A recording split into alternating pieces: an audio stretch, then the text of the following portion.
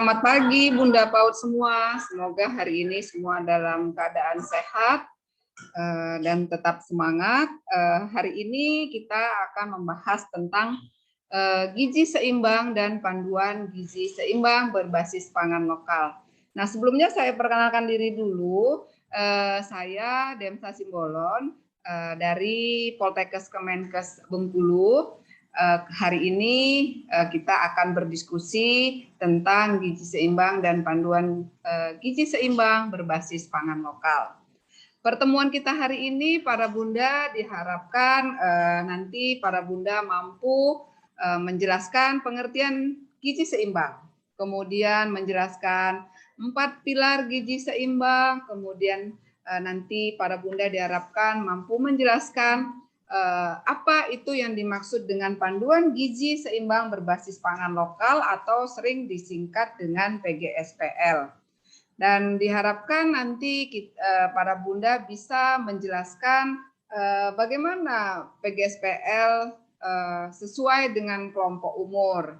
Nah, kelompok umur anak yang mendapat pangan lokal itu dikelompokkan atas 4 kelompok, yaitu umur 4 sampai 11 bulan, 12 sampai 23 bulan, kemudian 2 sampai 3 tahun, dan 4 sampai 5 tahun. Dan nanti pada bagian terakhir kita akan berdiskusi sehingga nanti para Bunda PAUD dapat menjelaskan kiat agar anak dapat makanan yang bergizi. Oke, baik. Sekarang yang pertama kita membahas apa yang dimaksud dengan gizi seimbang.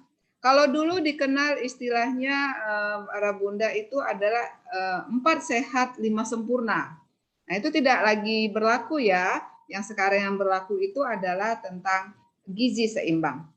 Nah, apa yang dimaksud dengan gizi seimbang? Gizi seimbang itu adalah susunan makanan sehari-hari yang mengandung zat gizi, baik dalam bentuk jenis dan jumlah yang sesuai dengan kebutuhan tubuh, dengan memperhatikan prinsip keanekaragaman atau variasi makanan, kemudian juga aktivitas fisik, kemudian kebersihan, dan berat badan ideal.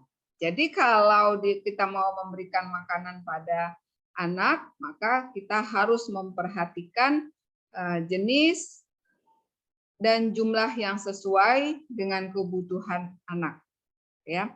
Nah, kalau di Indonesia prinsip pemberian makanan gizi seimbang atau disebut dengan pedoman gizi seimbang itu para Bunda diilustrasikan dengan tumpeng gizi seimbang.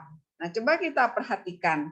Di tumpeng gizi seimbang ini terdapat 4 lapis yang secara berurutan dari bawah sampai ke atas. Ini menunjukkan besaran anjuran konsumsi kelompok makanan.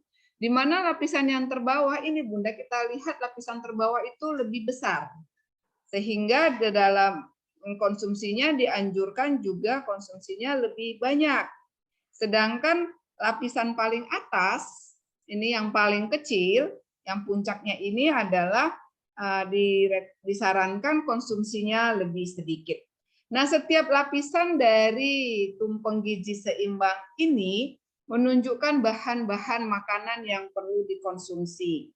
Yang pertama itu yang jumlahnya lebih besar adalah zat sumber tenaga yang dikenal dengan gizi karbohidrat, protein, dan lemak. Nah, apa saja makanan yang dapat memenuhi kebutuhan karbohidrat, protein, dan lemak? Itu biasanya makanan pokok kita ya, para Bunda ya. Contohnya adalah beras, roti, umbi-umbian, jagung, mie, dan sebagainya.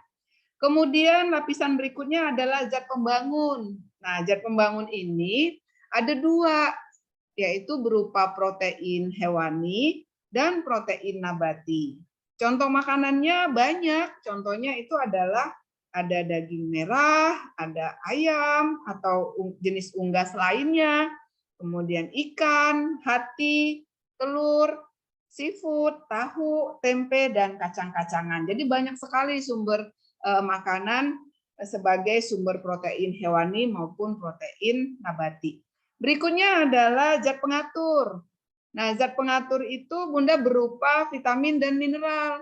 Contoh sumber makanannya ada banyak ya Bunda, juga di masyarakat kita, terutama adalah sayur dan buah. Nah, itulah yang dimaksud dengan konsep gizi seimbang. Nah, di dalam pemberian makan gizi seimbang pada anak, kita memperhatikan 4 pilar gizi seimbang. Ya, nah tumpeng gizi seimbang tadi itu menggambarkan 4 pilar gizi seimbang agar hidup kita itu sehat, hidup anak-anak juga sehat, dan dapat tumbuh dan berkembang secara optimal. 4 pilar gizi seimbang itu adalah pertama, konsumsi makanan yang beragam. Yang kedua, membiasakan perilaku hidup bersih. Kemudian yang ketiga, melakukan aktivitas fisik secara rutin. Dan 4, memantau berat badan secara berkala. Nah, pertanyaannya adalah, mengapa perlu makanan yang beragam, terutama pada anak?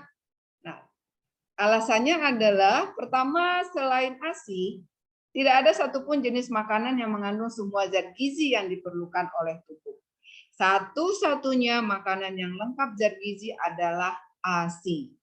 Namun setelah anak usia 6 bulan, ASI tidak cukup lagi untuk memenuhi kebutuhan gizi anak, sehingga anak membutuhkan makanan bergizi lain selain ASI.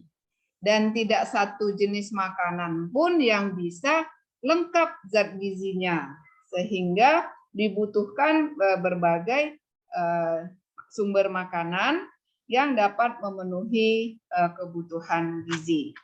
Semakin beragam jenis pangan yang dikonsumsi oleh anak, maka semakin mudah untuk memenuhi kebutuhan gizi. Itu yang perlu diperhatikan dan menjadi alasan mengapa makanan itu harus beragam. Nah, yang berikutnya yang dikenal dalam pemberian makan pada anak itu perlu memperhatikan panduan gizi seimbang berbasis pangan lokal. Nah, apa itu yang dimaksud dengan pangan lokal, atau nanti disingkat dengan PGSPL ya para Bunda, pedoman gizi seimbang berbasis pangan lokal atau PGSPL. Nah, maksudnya dari PGSPL ini adalah memenuhi kebutuhan gizi anak dari bahan makanan yang tersedia di lokasi setempat di sekitar ibu tinggal. Jadi tidak mesti mahal para Bunda ya. Nah, kalau konsumsinya dalam jumlah cukup, maka nanti dapat menanggulangi masalah gizi pada anak. Misalnya saja ada anak usia 12 sampai 23 bulan, di mana ibu tinggal misalnya di daerah Bengkulu, ya kita di Bengkulu Utara ya. Nah, agar kebutuhan gizi anak tercukupi, dapat mengatasi masalah kekurangan zat besi, kalsium, vitamin, dan mineral, maka disarankan dalam pemberian asupan pada anak itu kita bisa memanfaatkan bahan pangan lokal yang ada. Misalnya telur 2 kali seminggu, ya, hati ayam 1 kali seminggu, kemudian ikan 4 kali seminggu, kemudian ikan kecil seperti ada ikan teri, ya, itu juga bisa diberikan misalnya 2 kali seminggu. Nah, itu semua pangan-pangan lokal yang ada di daerah setempat. Jenis sayur-sayuran dan buah-buahan juga yang ada di lokasi setempat bisa memenuhi kebutuhan vitamin dan mineral. Nah, dalam pemberian panduan gizi seimbang berbasis pangan lokal ini, para Bunda harus memperhatikan tadi umur anak. Ya, umur anak itu akan menentukan frekuensi pemberian makan dan tekstur makanannya yang akan diberikan kepada anak. Nah, ada PGSPL untuk usia balita 6 sampai dengan 11 bulan. Biasanya masalah gizi yang sering terjadi adalah kekurangan zat besi, vitamin B3. Nah, ini yang menjadi alasan maka perlunya diberikan protein hewani, biasanya berupa ikan, telur ayam, sayuran. Contohnya wortel banyak ya di daerah setempat. Kemudian memberikan sayur-sayuran yang ada di lokasi setempat. Kemudian ada pemberian makanan gizi seimbang berbasis pangan lokal untuk usia 12 sampai 23 bulan. Nah, pada anak usia ini biasanya sering sekali kekurangan zat gizi, biasanya kalsium, ya. Padahal kalsium sangat dibutuhkan untuk pertumbuhan gigi dan tulang.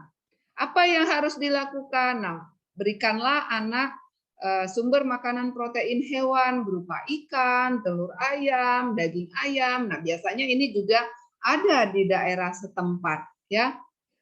Kemudian untuk anak 2 sampai 3 tahun, nah ini yang sering terjadi adalah anak mengalami kekurangan zat gizi, folat dan vitamin C, ya. Apa yang bisa diberikan? Berikanlah protein hewani, ikan, tuna. Itu juga banyak ya di daerah kita, sayuran, bisa berupa toge, bayam, ya. Nah, untuk kelompok 4 sampai 5 tahun, ya, biasanya zat gizi yang dibutuhkan itu adalah untuk memenuhi mengatasi masalah kekurangan zat besi, kalsium, vitamin A, vitamin B6, vitamin C. Nah, yang harus diperhatikan di sini adalah bahwa kalau anak sudah memasuki usia 12 bulan, anak bisa makanannya adalah seperti makanan keluarga. Nah, ada tips ataupun kiat yang bisa dilakukan agar anak mendapat makanan bergizi. Yang pertama tadi adalah memperhatikan frekuensi makan anak. Makanan utama diharapkan 3 kali sehari, makanan selingan 2 sampai 3 kali sehari, ya.